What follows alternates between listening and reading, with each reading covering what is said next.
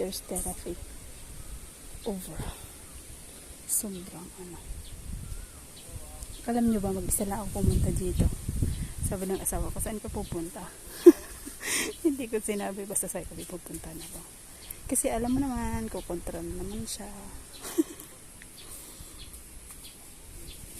Gusto ko lang ano, mag-unwind ba? Yung walang gastos. Pero at least pag ganito, exercise na.